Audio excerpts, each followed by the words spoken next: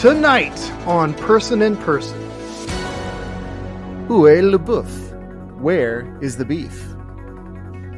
That new mayor is a good boy. Rocketeer? I hardly knew her. Yeah, Leopard encounter is going to cost you $150 and your face. The Nuttiest Story of 2020. The number one reason not to fly with your pastor. All these stories plus sports, weather, food crime, and personal heroes. That's tonight on Person in Person.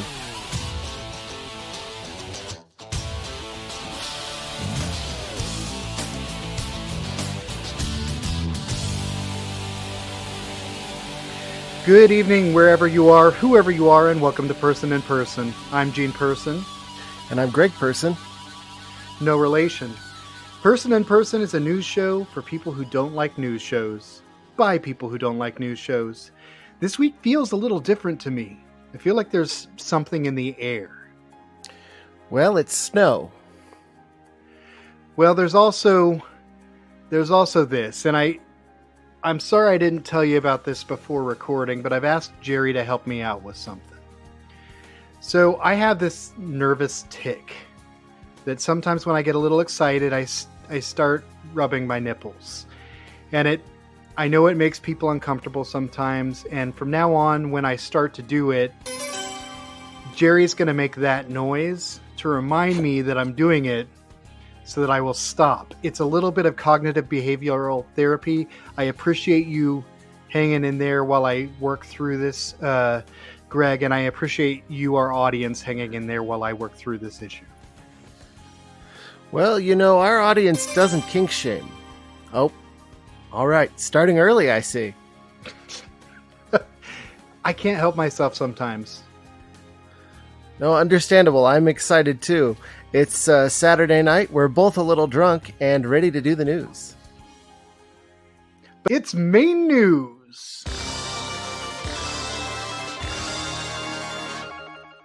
All right, so in our first story, the European Parliament, which near as I can tell exists to resolve trade disputes in the stupidest possible way they can find, has decreed that veggie meat substitutes can call themselves veggie burgers, vegan sausages, and the like. Thank goodness. Yeah, well, I mean, you know, what else are you going to call them, really? Right. I don't even know what the alternative would be. But in researching the story, I found that big dairy in the European Union has already prohibited using words like milk or cream to describe non-dairy products, with some exceptions. And they're also currently working on banning adjectives like creamy and cheesy for dairy alternatives. Huh. Yeah, it does seem a little extreme, but I do want to point out before we start feeling superior to all those cucked frogs across the pond like we love to do, dairy farmers in America actually reacted the same way when we invented margarine. Well, actually, we didn't invent margarine. It was invented in Europe and then exported here. But when it was, they banned it in several states and commissioned studies to say that it caused cancer and insanity. Huh. Yeah, pretty extreme. And for a long time, actually, margarine was legally required to be artificially colored pink in several states just to make it less appealing. That's fascinating. Now, I'm a butter guy. I straight up will eat all the butter. Not so big on margarine, but I wonder how much of that is inherent bias. Well, I think there are uses for margarine as long as you can't taste it. Right. To me, margarine tastes like something that you scrape out of a drain. I'm, full fat dairy for life and always will be. Everybody knows that about me. Yeah, I can very well believe it's not butter. Yeah, absolutely. It's like, if you tell me, oh, hey, did you know that's not butter? I'm like, well, it came in a spray can, so yeah. But with that said, I'm starting to think that dairy farmers are actually the agrarian equivalent of the fossil fuel industry. Right. They destroy the environment. We know about the farting cows and the burping cows, which, is not just a joke. Like, that's a serious problem. So they're destroying the environment, they're undermining alternatives, and they're writing their own laws all over the world. So it's a little concerning. But just like the tobacco industry, I can't stop. Right. Well, yeah. How are you going to give up dairy? I mean, people do. I do know some people in my life who are telling me how much better I feel, or how much better I will feel, I should say, if I stop eating dairy. And that is just false.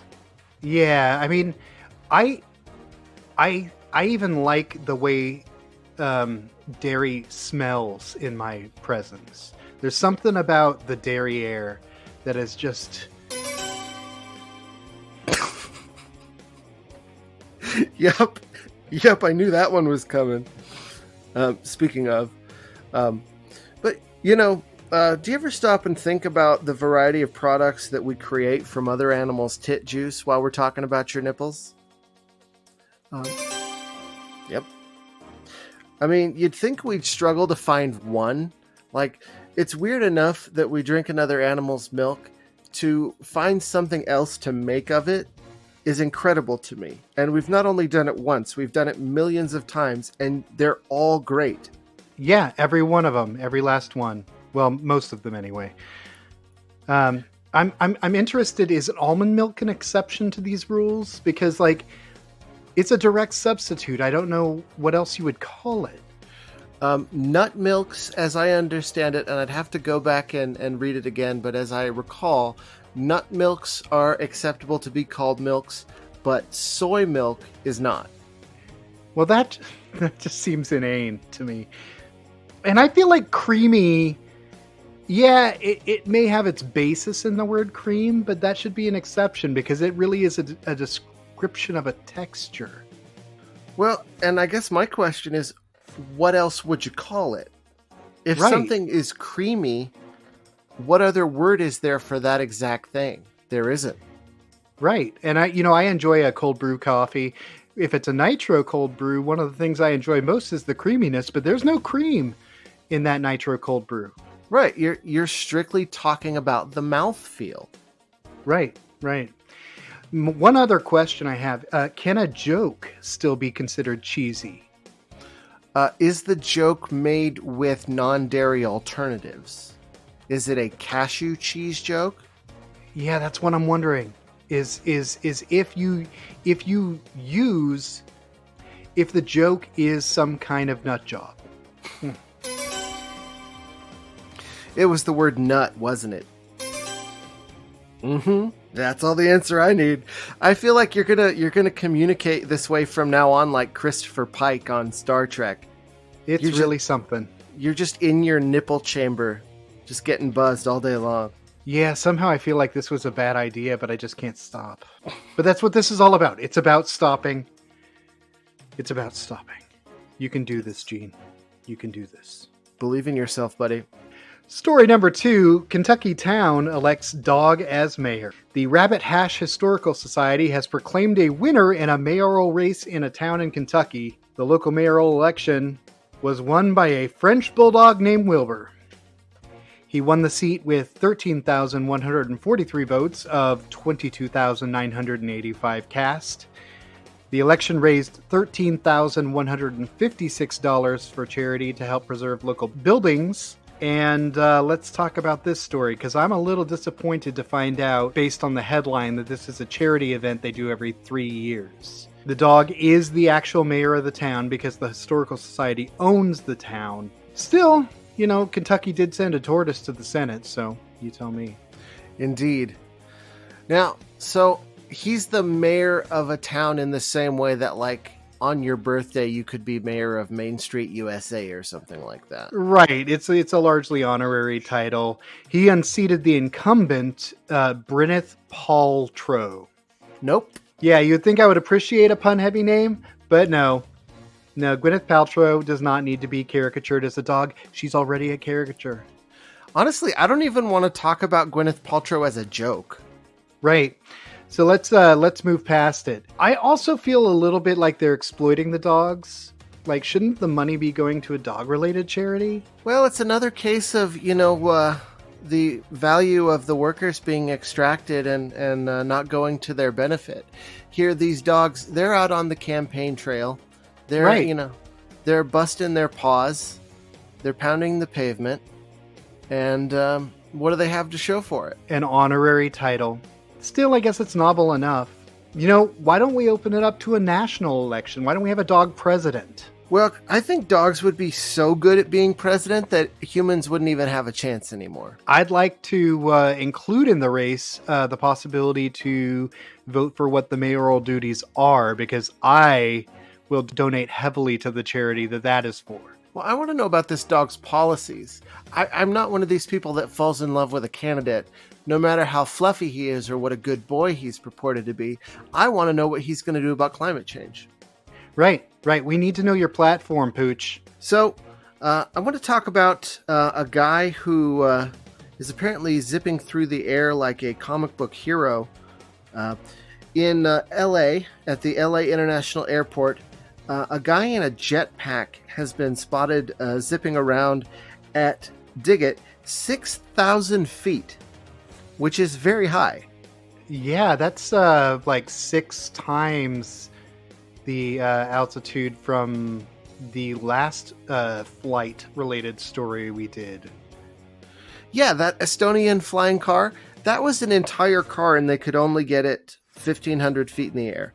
This is 4 times higher, and it fits on his back. Say what you will about this country, but by God, we can still shoot people in the air. We didn't choose the bald eagle for nothing. It's true. Also, we love to eat snakes. But I will say, if this... Eating snakes? Yeah, me too. But I will say, if this dude is a pulp hero who's come to fight Nazis, he's late. Oh, yeah. Well, I mean, I guess all's well that ends well vis-a-vis Nazis. But we could have used him 4 years ago. Yeah, that's what I'm saying. Okay, so you're saying he was late for Charlottesville. etc. Right, okay. Good. I mean, good. It shouldn't have been some nameless Antifa guy who socked Richard Spencer in the face. It should have been the Rocketeer. I agree wholeheartedly. So, just to give our listeners a little peek behind the kimono. Yep, I paused because I knew it was coming. I sent you a copy of the record between the pilot who spotted the Rocket Man and the air traffic controller. And the wildest thing about this audio file is how completely bored everybody sounds. The pilot and the air traffic controller are just like, yeah, it's definitely a guy with a jetpack. And she's like, oh, okay, a jetpack. Yeah, I'll send somebody out to take a look at it. And the thing about air traffic controllers is they have absolute ice in their veins, unflappable. Yeah. We'll never know if there's anything that can rattle an air traffic controller, because by the time that they've even raised a single eyebrow querulously, we'll already be dead. But again, this is something that they've seen before. They first saw this guy zipping around with his jetpack back in August. Whereas I've never, to my knowledge, seen even a single person flying a jetpack at all. So it made me realize that old adage that the future is here, but it's not evenly distributed. What that means is that on any given day, depending on your sort of position in the world, you could see something that other people don't even know exists. And you'll try to tell them about it. You'll be like, oh, I was at work today and I saw a guy flying around in a jetpack. He was 6,000 feet in the air and one of our pilots had to tell me about it. No one's going to believe you. It's true. And that's the world that we all live in now in different ways. It's amazing that he managed to get that technology to a point where he could just strap it on his back and go flying. I wonder, when do they start developing tiny jetpacks to deliver drugs up your ass? Oh, yep. Well, it's coming. That's 2 great tastes that taste great together. Yeah. As soon as the jetpack scientists and the miniature ass robot scientists get together, well, I'm terrified, frankly. It's just, it's really the weirdest version of the future that we're heading into. This is the darkest timeline. The darkest, the weirdest, the dumbest, and we are here for it because we literally have no choice. Yep. In Florida, a man was mauled by a leopard. This 50-year-old man paid $150 for a full contact experience at a private zoo in South Florida, which allowed him to play with a black leopard, to rub its belly and to take pictures. The incident apparently happened back in August, but a lawsuit was just filed, which is why this made its way to my desk now. The owner was charged by our old friends at the Florida Fish and Wildlife Conservation Commission, who spend a lot of their time busting flying squirrel poaching rings. He was cited with maintaining captive wildlife in an unsafe condition. Severe injuries included, this man had his scalp hanging from his head and his ear was torn in half. So Tiger King dropped in what, March? April? I think it was March because it was just at the beginning of the pandemic and people thought, oh, I'll watch this miniseries and then I can go outside again. Okay, and since that time, and including in the documentary, an employee of a zoo had his arm bitten off. Since that time, there's been a raid on Doc Antle's sanctuary. There's been the continuing legal troubles of Jeff Lowe and crew. Somehow, all of that is not a big enough clue to the population at large to stay away from these places. So, it's kind of a buy the ticket, take the ride situation. Honestly, as soon as you said private zoo in South Florida, I was like, oh, this is going to be a face ripper, isn't it? Yeah. What is the obsession with endangered and dangerous animals? I mean, I guess animals are cool. Have you ever tried not having your fucking face ripped off? It's way better, for sure. I mean, the danger may be part of the allure, and I'm sure money for the people who host these zoos. But I feel like the main culprit in this story is actually hubris. Well, sure. It's the Disneyfication of every animal on Earth. I mean, that animal doesn't know that you're not food. You know, your ancestors were prey for its ancestors for millions of years. Now, all of a sudden, you've got it in a terrarium and you think, oh, this is my friend now. Yeah, that leopard's not going to change his spots. That's a good one. I'm going to allow it. All right, great. My family once paid for me to, and roughly the same sum of money, to meet one of the stars of TV's Mystery Science Theater 3000. And that's kind of an endangered species in a sense because he is a celebrity. And we all know man can be very dangerous. The most dangerous game. Yeah, exactly. But he didn't tear my ear in half, so I'm just lucky like that. Well, you know, I watch MST3K's Tom Corbett rip people's faces off every day on Twitter. And it's a sight to behold, for sure. So I want to step out of the bit for a little bit, and I just want to talk to the audience. No jokes. This story has a lot of really distasteful and gory elements to it. So if you're thinking to yourself, I don't want to hear anything that's legitimately horrible, you know, fast forward 5 minutes, you're probably going to be okay. So with that in mind, I want to tell you about this story. An unnamed Virginia resident flew to Oklahoma to have their testicles removed by two amateur surgeons they met on the internet. When the two men couldn't stop the bleeding because they didn't know what they were doing, they reluctantly took the victim to the hospital, who turned them in, despite being threatened with death against it. They told the person reportedly, no morgue, no ER. Huh. Yeah. While they were being operated on, the two men doing the cutting claimed to be cannibals who had killed some of their subjects, showed them a freezer full of body parts, and took video of the surgery, as they apparently do for all of them, for, quote, personal use. So as you can imagine, both of these guys are now in jail for just a whole bunch of shit. Yeah. And while I have mixed feelings about jail as a concept and as a currently implemented institution, some people belong there probably. Yeah, and I think these guys are prime candidates, or it certainly sounds that way. Well, and I got, you know, as we often say, I have questions about this, and sure. These are questions like, no exaggeration, they do haunt me a little bit.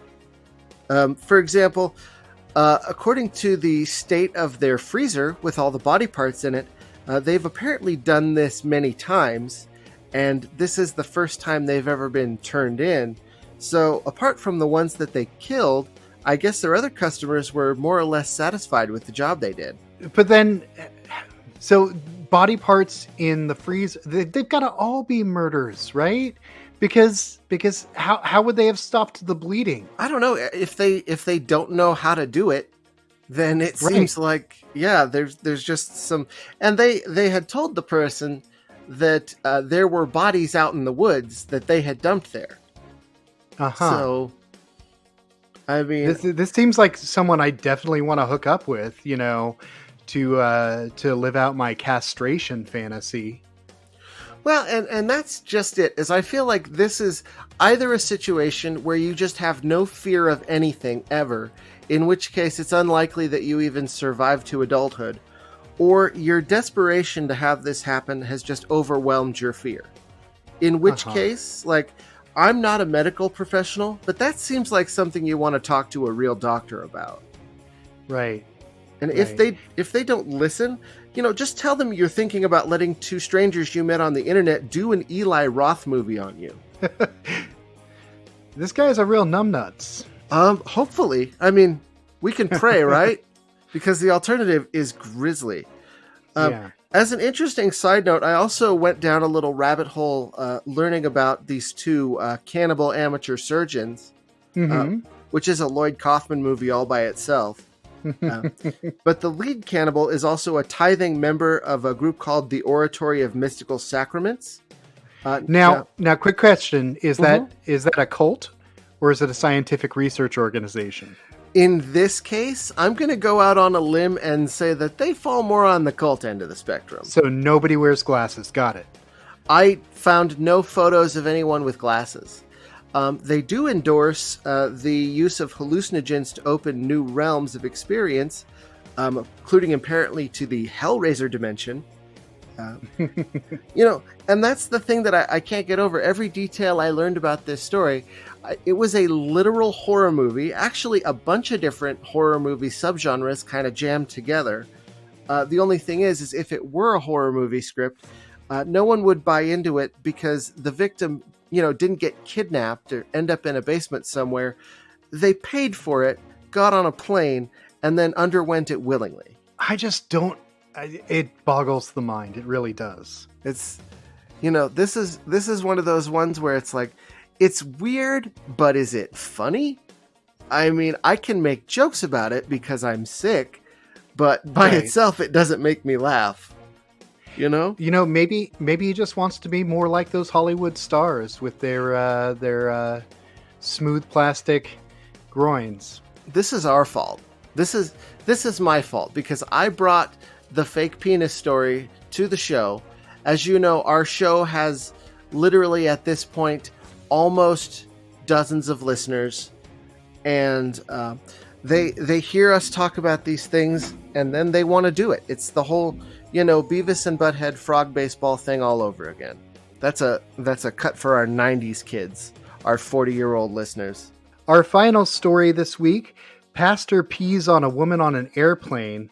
A Detroit woman is suing a North Carolina pastor and his church. So she catches this flight, a Delta flight from Vegas to Detroit. She falls asleep during the flight. This is all pretty normal stuff. The pastor apparently is 3 sheets to the wind. This woman alleges she woke up to his penis inches from her and him peeing on her. The pastor is arrested when the plane lands and blows a .17 blood alcohol. Respectable. First question: have you been going to church a lot, Greg? Because I've got a theory about how all that urine ended up in your bloodstream. Oh no, I knew that communion wine tasted weirdly funky. So what anyone is doing flying right now in a global pandemic, I really have no idea. That Delta isn't even in business is actually surprising to me. Not that I have any reason at all to say that. Is not getting peed on in a flight a reasonable expectation? I think it's a more reasonable expectation than not getting mauled by a leopard at a private zoo. Yeah, I mean, on the scale, I think most people are able to fly all over the country without getting peed on at all. But then again, it's a church thing, this sexual misconduct. I'm just glad that priest from Louisiana has found a new life in the ministry of a different denomination. Right. Apparently the church he works for is called Catch the Fire, which I thought was pretty funny because urine usually has the opposite effect on fire. I mean, if your urine is flammable, talk to your doctor. And the pastor's name wasn't mentioned in the story, but I've got a pretty good stand-in. Oh, what's that? P.P. Cooper. That is a deep cut that I enjoy very much. Yeah, I thought you might. That's it for our main stories tonight. On to world news.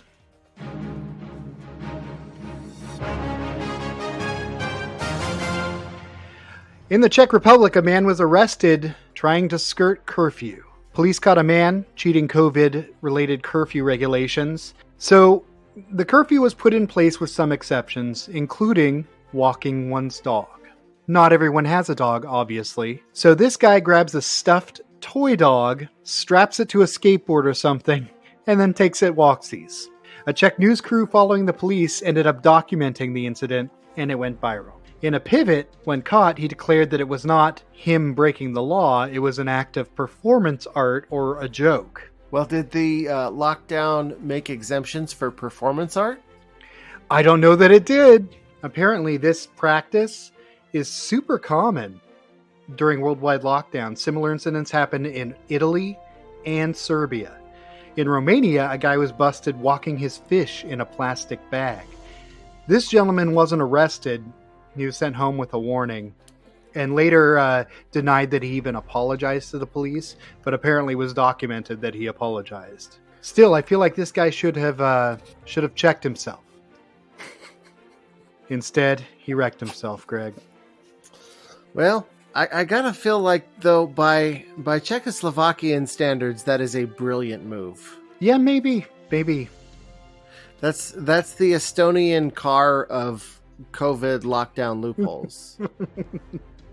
So do you think he really was trying to fool somebody, or was he doing a bit? I think he was trying to get away with being out after curfew. I don't know that he was actually counting on it to fool anyone. I think he was counting on the pivot to work. Mm-hmm. But clearly it didn't. Well, you got to take your swings, you know. If you don't swing, you'll never hit anything. That's sure. So I think that was Wayne Gretzky who said that, famous baseball player. Yeah, that's true. That's true. I remember him. He played in the Super Bowl of baseball. Right. The Stanley Cup. Yep. In Essex, firefighters removed 3 men from a tumble dryer. Firefighters were summoned to an abandoned laundry. They found 3 men in their late teens had crawled into an industrial dryer. 2 were in there when number 3 got his ankles trapped in the door. The firefighters had to push in guy number 3 before taking them all out. They managed to move the door using a variety of equipment, and then the boys were able to finally get out of the dryer. No indication about whether there were any serious injuries or legal consequences. So, number 1, this is not the first time teenage boys have done something stupid. It certainly won't be the last. I want to ask you honestly, what is it about us when we're young that we do stupid shit like this? Well, underdeveloped frontal lobes is the serious answer to that question. You don't have the ability to imagine how it's going to go down when you plan to do something. It makes me frightened for the future. It makes me frightened for myself in the past, and it certainly makes me frightened for little Jean. Well, little Jean is never going to be allowed to go anywhere near an industrial dryer because you know what can happen. Apparently, the derelict facility where this dryer was located was just full of hazards.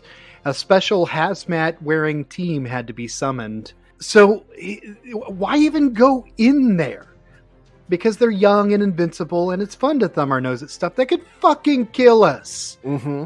It's just maddening. Oh yeah, it's the whole urban spelunking thing. It's like, yeah, sure, I'm going to go into an industrial building that hasn't been certified for safety in the last 50 years. It'll be fun. Okay, now that I've gotten some emotions out, I think it's time for the emotional weather. How you feeling this week, Greg? Well, not too bad. I mean, as many of our listeners may know, it's been a weird time in America for the last, forever. And we had a reversal of circumstances in the last few days. So congratulations to President-elect Joey Pantoliano. I loved you in The Matrix, and I can't wait to see what you're going to do in the realm of politics. And what's your emotional weather like, Gene? You tell me, Greg. Man, that thing really says it all. You've discovered the magic word it's like Smurf. You're like a Smurf, and everything is Smurfy now that you've got that sound. That makes me think of Smurfette. Yep. And Brainy Smurf. Yep. That's it. That's the stuff right there. Poppy Smurf. Really? Okay, well, if that's how you roll, I am not going to yuck your yum. But I do have a yum that I'd like to yuck in our food crime this week.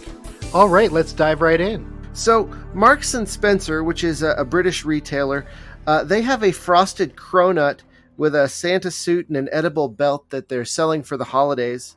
The crime here is, guess what they've decided to call this little Christmas confection? What's that? Santa's Yumnut. Poppy Smurf. Now, the name is the biggest crime, Santa's Yumnut. Because in the words of Happy Gilmore, I know what you're doing, and I don't like it. So Santa can't catch a break in modern culture. Nobody wants the sweet, gentle Santa who brings joy to the world. Everybody wants a bad Santa, a drunk Santa, a horny Santa. And now you're going to offer me Santa's Yumnut? No thanks. Yep.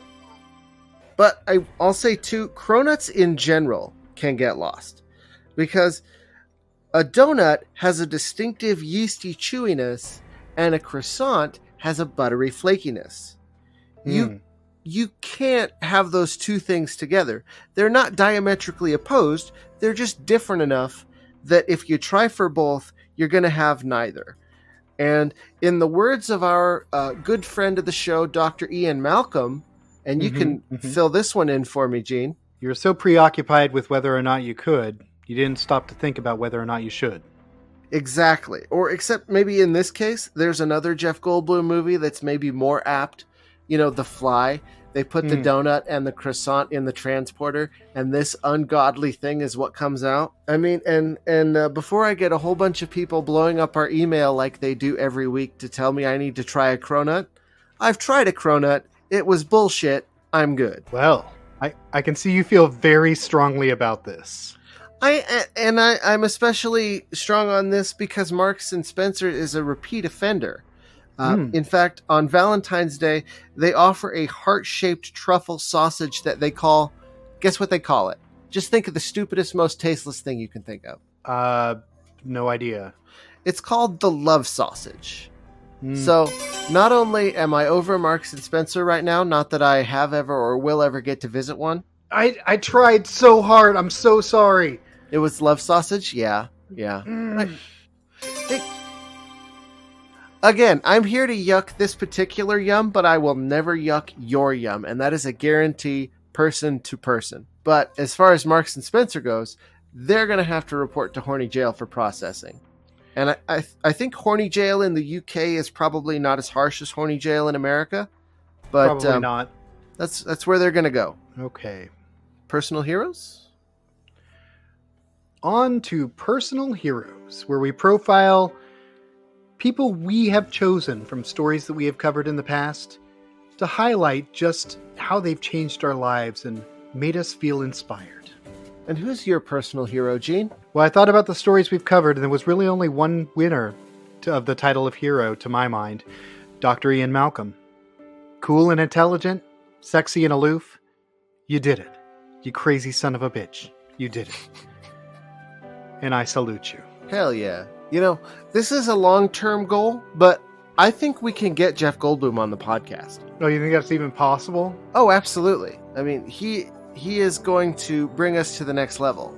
Well, maybe in the future we can get Jeff Goldblum onto our show, but I'm not going to count those chickens before they hatch. Who's your personal hero this week, Greg?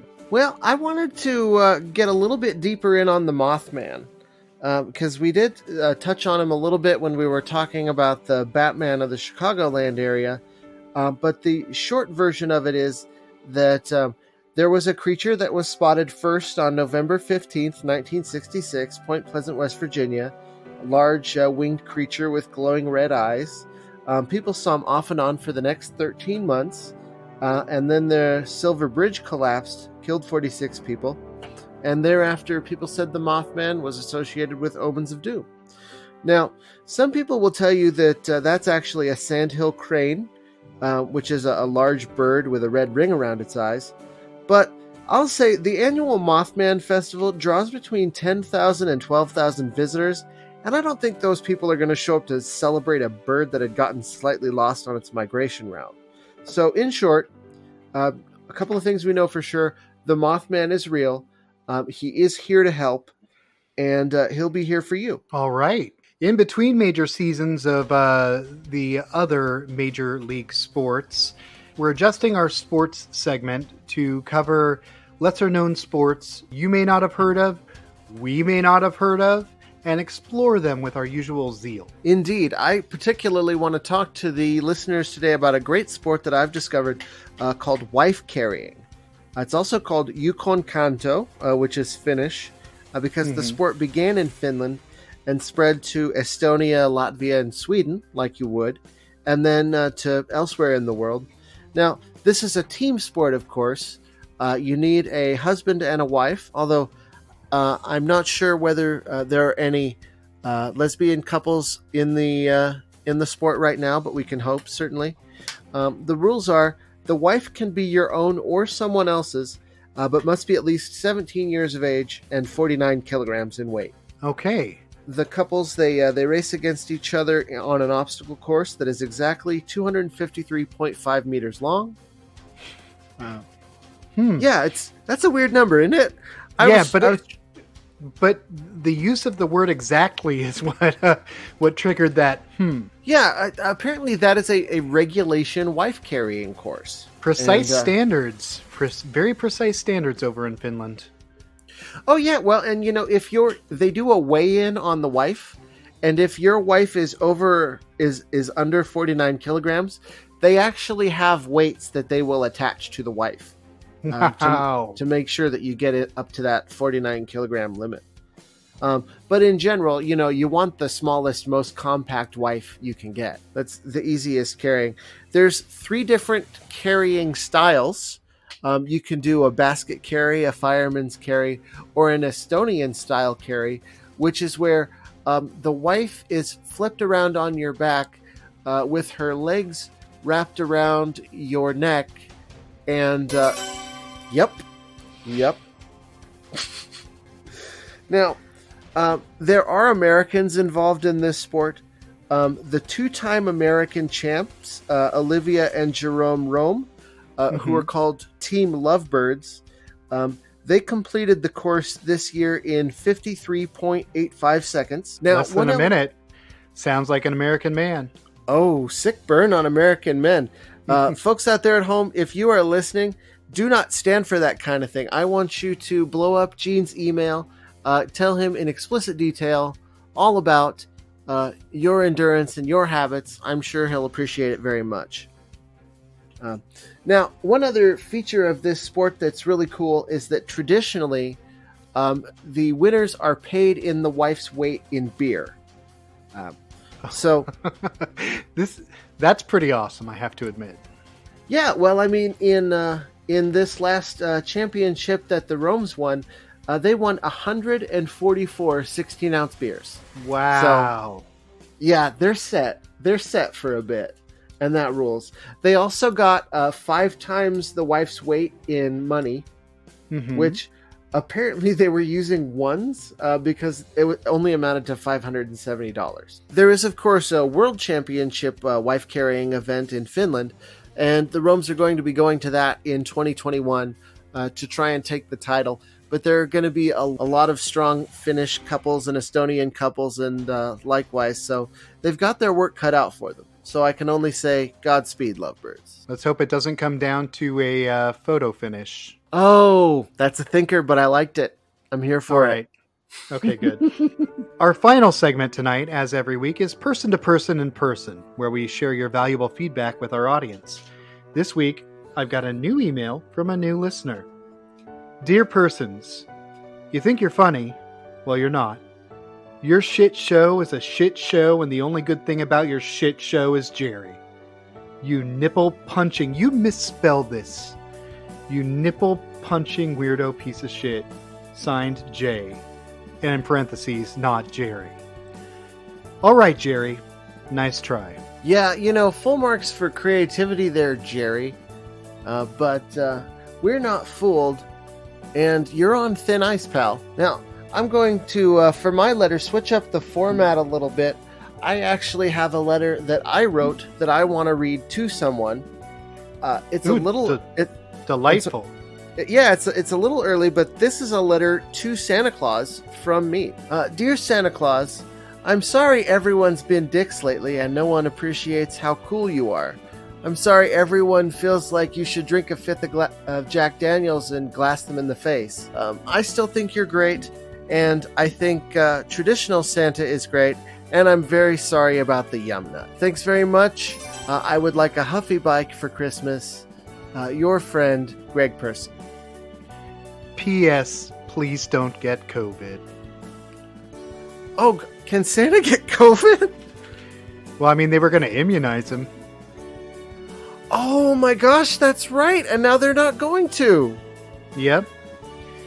So we got to look out for our friend Santa. Folks, it is time. After we upload this episode, we'll be submitting Person in Person to all the major podcatchers and distribution sites. Please, we beg of you, subscribe, rate us, review us. We're just starting out. Every little bit helps get the word out. And I also want to say, guys, we actually have some special content planned that we're going to be dropping. In-depth reports on a huge variety of subjects that we want to cover.